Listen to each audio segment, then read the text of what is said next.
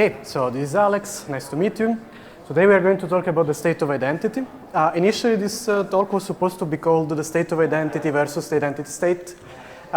Is a wordplay, but the idea was that initially I would be talking about the updated status, different apps, protocols, and so on in the identity space, and then smoothly transition to what an identity state would actually look like. So where self-sovereign, decentralized identities actually can come together as a collective, and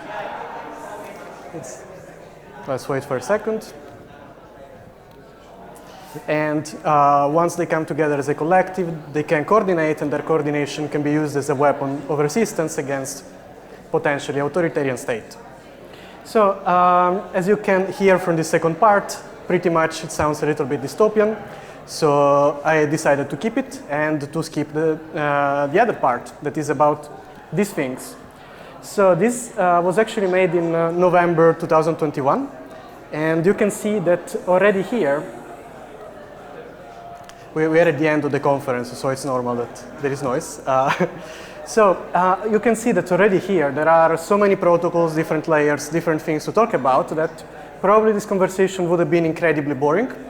But also we are about the beginning of June soon, and all these protocols more than doubled since November. So before moving to the actual definition of an identity state and so on, I want to show you this that you've probably seen hundreds of times before. On the left, you can see your archenemy, the evil centralized network, and on the right, you can see the decentralized network that we all love and try to create together. Now, apart from being evil, authoritarian, whatever, the centralized network has an interesting shift. The main point that I wanted to focus on for this conversation is that in order for the different nodes, participants, members of this network to communicate with each other, their conversation needs to be filtered through a central authority. Now, the central authority basically approves, validates, authorize their conversation to happen. That means if this central authority accidentally dies or disappears or just doesn't recognize these participants, the communication, the exchange of information cannot happen. Now, this is very important because it is somehow similar to how a nation state works.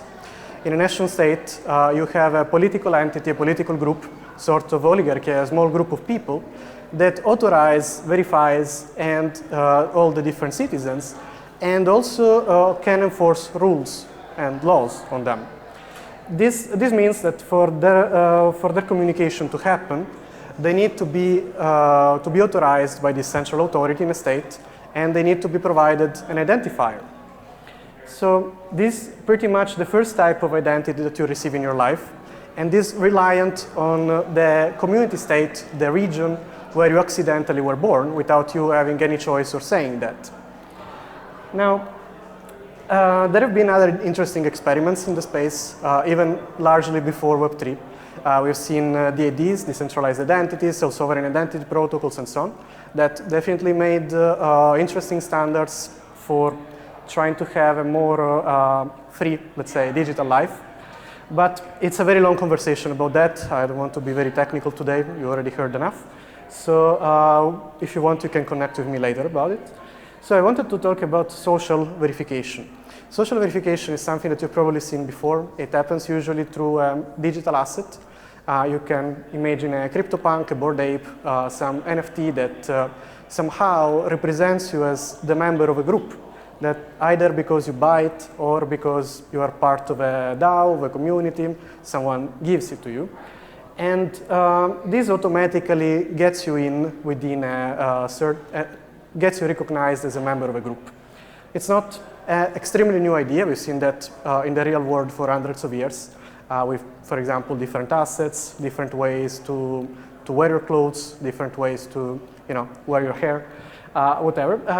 And it's somehow a sort of form of expression. It's a step forward respect to the identifier that you're given by the state, but at the same time it has two very major, let's say, down points. These are in the very nature of assets. Assets per se are tradable, NFTs included, Despite this type of assets leverage on the native features of NFTs, so for example, the ownership, the scarcity, the timestamp, and this kind of stuff that makes them somehow rare, unique, or something like this, they can be sold and they can be bought by two different parties. That means that on one side, you have one person that can buy the identity that you built, the reputation that you acquired, the experiences that you made in your digital life, and then use it potentially against your community.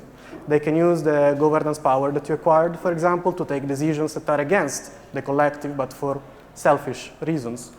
And on the other side, you yourself, by selling, by having the possibility to sell an asset that represents your own identity, not only remain a citizen of some sort of autocratic, authoritarian state, but you also become a customer of it.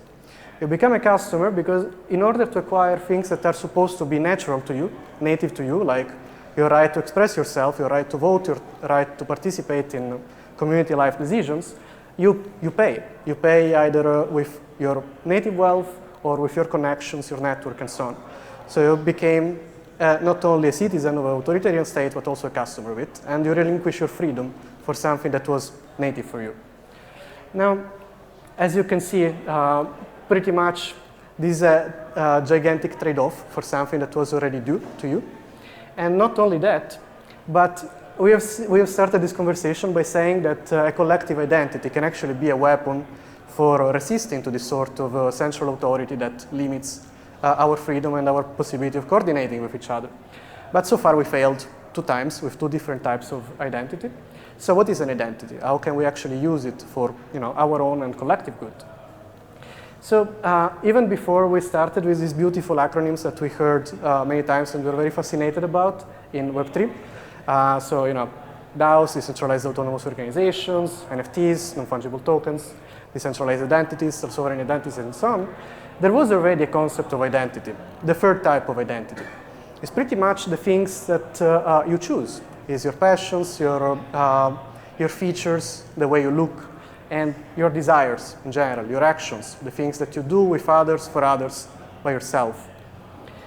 In a certain way, this is the representation in the real world of what a self-sovereign identity is all this set of qualities, features, and so on that in a way or the other allow you, give you the chance to express your personal freedom. And here I have a nice quote from Walt Whitman, an American poet from the 19th century. It says, "Do I contradict myself? Very well, then I contradict myself. I am large, I contain multitudes." So the main idea of this is that we have some sort of paradox. We have a natural freedom that is the way we are made, all the different components that we have in ourselves, our possibility to express ourselves and so on. But in a certain way, we happen to be in a community state that we don't choose. And in order to express these different choices that we have built into us, we need to pay for it. So how can we actually exercise this personal freedom? The fact is that we cannot. The only way we can do it is to understand and accept that our identity doesn't live in a vacuum. It is some sort of a combination between the things that we described before, the community aspect, so where the different members thrive, live, take decisions, take a role, and interact with each other, and the avatars, so the attributes that you choose for your digital and real life to combine them together. So as we started this conversation with, basically a collective identity is the combination of these 3 different aspects. It is dynamic by default, and it is some sort of a realization of what the Web3 metaverse promises. The possibility for people, for different actors to communicate with each other in real time without a middleman, and for all these interactions to be tracked, create their history that combine both one side, the physical space, and the digital space. So everything is an interaction, because if you see it in a sort of permanence, persistence perspective on the blockchain or similar decentralized networks, distributed ledgers, and so on, all of these attributes, parts, components of your identities, So the community side is a DAO, is a community contract, it has a membership, It is a sort of contract by association. Your own identity itself is a contract. The interactions that you make, the different properties that you assign yourself, that you attach to your own identity, are contracts that talk to each other. So I wanted to show you this nice thing. It's called mise en abîme. It's a French expression. It comes from modern art in the 20th century. Basically, it's an object put into infinity, put into an abyss. That means it's an object, a thing, a scene, a situation that repeats, duplicates itself smaller and smaller and smaller, potentially till infinity. And I wanted to use this analogy because if you think about the metaverse or about a simple movie, a meta movie where a movie itself is projected within a movie and is representing the movie while the movie is happening. It's very Inception-like. Pretty much we have again the same situation. We have a movie and a movie within a movie that lives in a vacuum. It's isolated. There is a fictional aspect of it. There is a real aspect within this fiction, but there is no way for this fictional side to actually converge and come out in a sort of reality access point. It lives and dies within the movie. It can be beautiful, it can have multiple branchification of reality, but it lives and dies within the same fictional space. Now, if we imagine, oh, sorry, I spoiled it. So now, if we imagine the metaverse as a sort of immutable, infinitely expanding universe that is regulated by the identities as we imagined them before, as we described them before, basically we have the possibility for all of this sort of collective creation, collective exchange of information, move into the movie, to exist and have connections with the reality. The idea of this identityverse, so basically a metaverse of identities, is that people, the individuals that have their own self-sovereign identities combined with these three aspects as before, have the possibility to carry arbitrary degree of information, of data, to exchange them at will or at need, and to communicate with each other, exchange resources. This can create some sort of shared narrative between all the different participants in this sort of identity state. That's, that's pretty much what I wanted to tell you about the identity state. It is probably a concept that is still quite far away. It may sound a little bit utopian, but the main idea is that by having an identity that really represents us, that we can really own, then the collective identity that takes shape by this collective narrative that we create together can be used as a weapon of resistance against this sort of authoritarian state that we happen to be in and takes decisions for us, as well as bringing us to a more modeled, nuanced form of governance where people can take their own decisions and the way they communicate with each other without a middleman can be used as a coordination engine for collective freedom. So, thank you. Read the message and please. Hello. Hi. Thank you, Alessandro. That was great. I had a question. Is it necessary to have a collective, is that a fictional representation of this identity in the metaverse to take on the authoritarian state? Or can we have that in the real, like the real identity level to take that on? Well, this is a very complex question. I mean, the main idea, I believe, it's very connected to the way media evolved, television evolved. Initially, there was a period, when television came around and started to be in some people's, some families' apartments, flats, and so on, where television was coping reality, our nowadays society, everyday society. Then progressively it started to hybridate. So there were fictional aspects and real aspects.